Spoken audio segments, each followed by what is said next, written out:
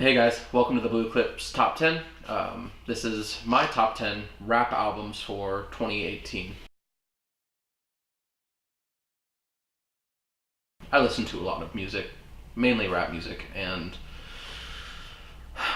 I can just say that 2018 was objectively, it was 110% a great year for rap music.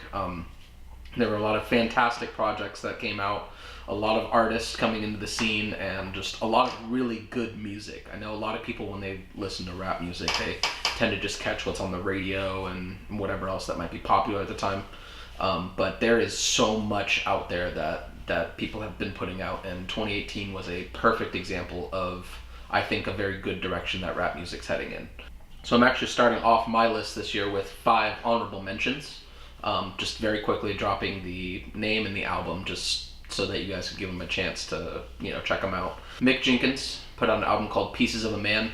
FM by Vince Staples. Testing by A$AP Rocky. Iridescence by Brockhampton. And then Room 25 by No Name.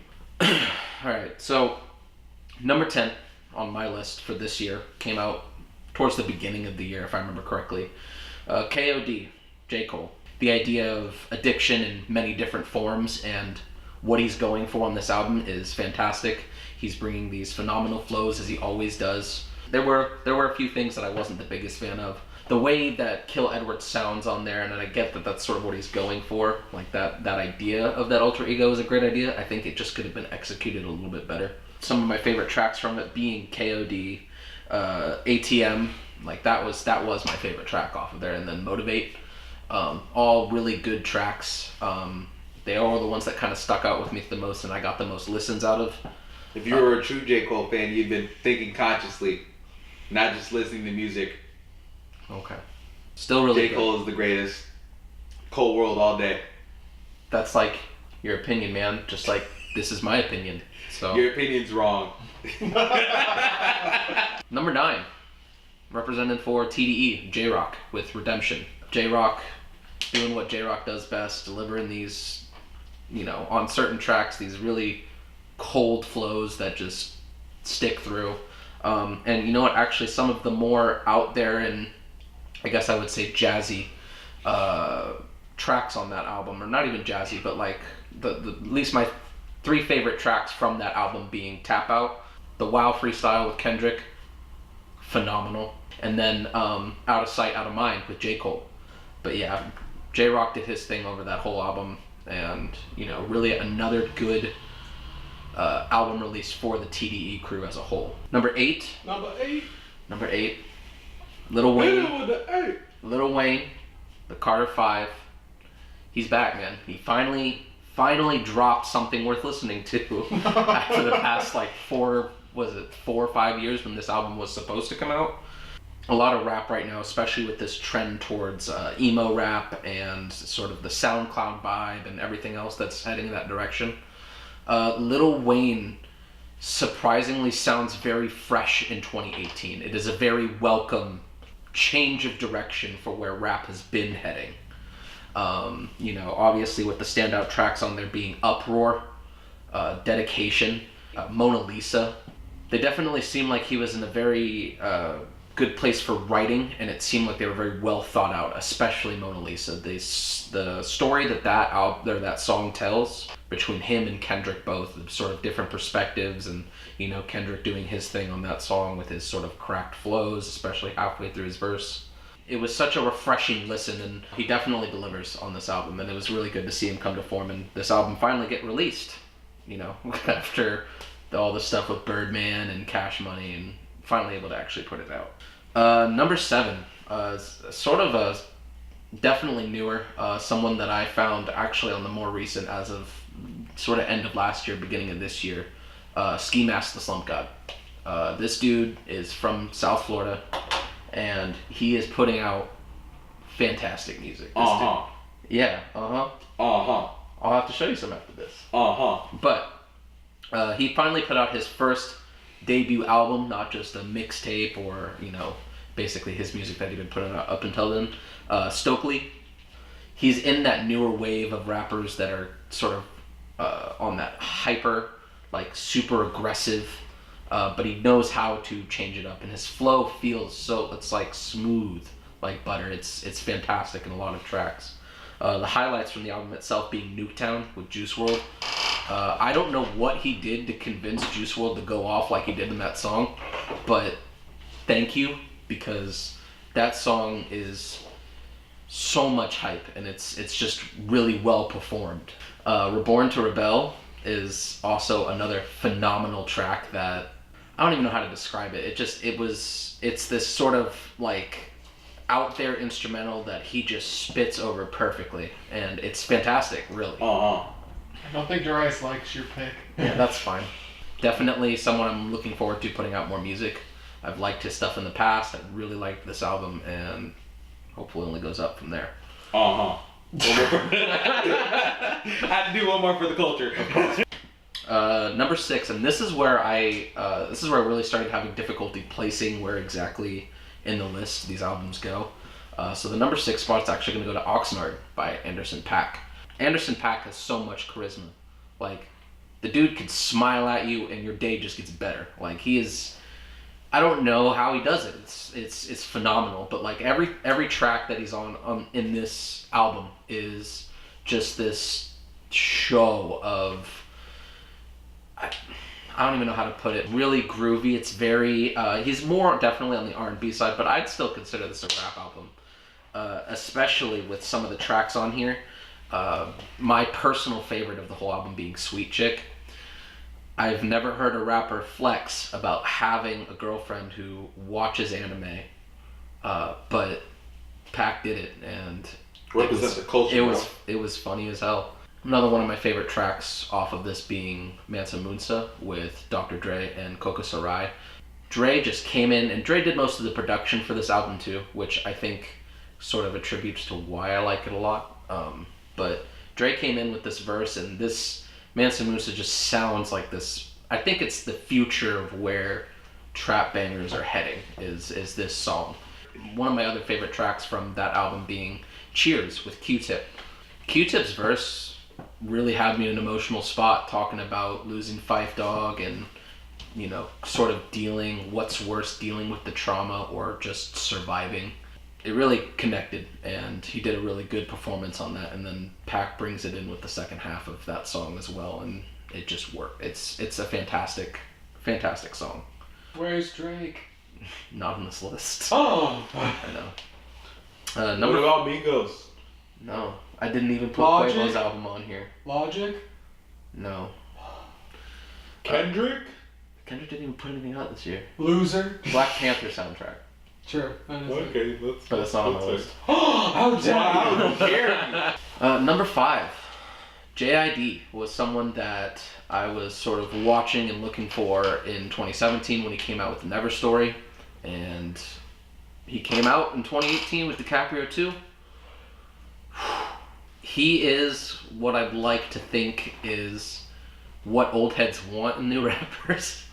Very much. The man, or the guy, he's young, but like so much work you can tell goes into his flows and everything that he's doing. And like, even if you watch his freestyles for XXL and everything else, like the man just, it's like precision. It's incredible, really. Some of my main highlights being off of it: Westbrook with A$AP Ferg, Strawberries with BJ the Chicago Kid, Off These, of course, with J. Cole. Definitely a super high energy track. JID doing exactly what has gotten him to this point of popularity. Number 4. Dun dun dun. This is probably where I'll lose some. Well, Darius will hate me forever, which is fine. My number 4 spot. Well, you won't hate me forever. You actually liked most of the songs I showed you off of this. I Am Over I Was by 21 Savage. Most definitely 21's best solo effort. I think I'd even put it a little bit higher than the tape that he did with Metro Boomin and Offset in 2017, Without Warning. Just notches above it, because this sees 21, I think, finally coming into his own. I know a lot of people, when they heard the original singles that he broke out with, not a lot of people seem to get into that monotone, just very cold, flow that he delivers with almost every song. But this album saw him branching out and putting out some of his best singles. Childish Gambino on Monster. I know some people were underwhelmed with that, but the fact that I haven't heard Gambino rap like that in 4 or 5 years now Since he was on like Community. Yeah, but he just delivers, and they both play off of each other in the subject that fame makes you a monster, and they're like two sides of the same coin. You know, Gambino having come up before through a different means of music, and then the fame, him feeling like the fame is turning him into a monster, whereas 21 was born of that sort of fame that turns you into a monster, and seeing his side of the perspective at that point. I think I've decided that this song, All My Friends with Post Malone, is actually my favorite song on the album, surprisingly. But they just both, they fit so well, and I think for especially the emotional tone that 21 tries to take with this whole album, it fits in really nicely, you know. The Letter to My Mama track, the Ball Without You, All My Friends, all sort of newer territory for 21 when it comes to these more sentimental tracks. And I think the title of the album definitely delivers. Number 3, if you're not really into rap music, it's not very likely that you'll have heard at least this in the next album. This album's called Veteran by JPEGMAFIA. All of the songs on this album are just so full of energy, and I think very indicative of where rap might be heading in the future. You have your SoundCloud rappers, you have your emo rappers, and then you've also started to get this sprout of highly aggressive, highly jarring instrumentals, and JPEG just does that. He's been on the grind for a little while now, but Veteran was definitely a success for him. Most definitely his most successful solo album, and I'm hoping that he just keeps striking while the iron is hot and keeps putting out more music. Some of the highlights from this album: the opener, 1539 North Calvert, Thug Tears, Baby I'm Bleeding, another phenomenal track, another high energy track, and that's sort of what a lot of this album is. And as you get deeper into the album, there are a little more, it's almost as if the instrumentals just tend to get more and more jarring, and JPEG still keeps delivering, you know, these interesting and unique flows, and it just really stuck out to me as a fantastic album, and I'm hoping to see more from him, and I'm hoping to see other rappers take inspiration from him, or, you know, come close to anything like that he's doing, because it's definitely unique and definitely fantastic. Number 2, second favorite album of 2018, Care For Me by Asaba. Now, I didn't find out about Asaba until this year, actually. I found out earlier in the year about his music. He did a project called the Bucket List Project in 2016 that I checked out and actually enjoyed quite a bit. But this album, Care For Me, is emotionally impactful, carries a very deep message, and if you're into the more conscious and jazzy side of things, this album delivers on all fronts. The instrumentals that he picks for this, and then the main overarching theme of the album, you know, discussing even from the very first song about his cousin Walter basically getting stabbed, you know, and killed. They don't carry through, they're not the main focus of every song, but especially the final 2 tracks, Prom/King and Heaven Is All Around Me, both super emotional songs. They kind of take their toll listening to and hearing him talk about this stuff. But there are a lot of other fantastic tracks. I mean, I loved every single song on this album. There was not a miss for me on this album. It's on the shorter end of the albums this year, maybe right in the middle, about 45 minutes or so. But definitely a fantastic listen, and especially when you get to those final tracks, you know, you want to sort of ready yourself for a little more emotion you might have been expecting. So, number 1, favorite album of 2018 has to go to Taboo What? by Denzel Curry. I haven't listened to it. You should listen to You it. should listen to it. It's actually pretty good. It's a fantastic album. This album is broken up into these 3 different sections. You have the light, the gray, and then the dark sections. I feel like this concept is really cool. The only mistake I would say that he had executing this concept would essentially be the last song on the first act. I feel like should have been on the second act, Sumo. Incredibly, he starts off delivering these super light tunes, but at the same time, while they're very much more towards the pop rap side, the ideas and the things being conveyed in these songs starts to, key you into, there's a reason why this album is called Taboo, and like these things, the subject matter that he's talking about, even in these lighter, poppier rap type songs, subject matter is still relevant. And it almost feels like him putting on a facade, and then obviously you eventually transition into the gray, Act 2, which is sort of, I think, one of the most compelling parts of the album, due to it being this idea of not feeling anything. It's all the stuff happening around you, and it's just gray. It's just emotionless.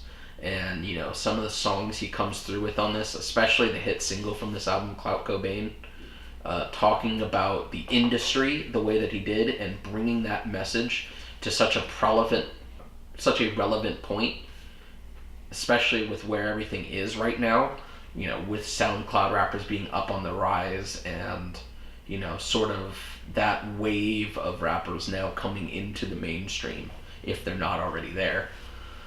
Him coming through with a song like this and the message that it does is definitely impactful.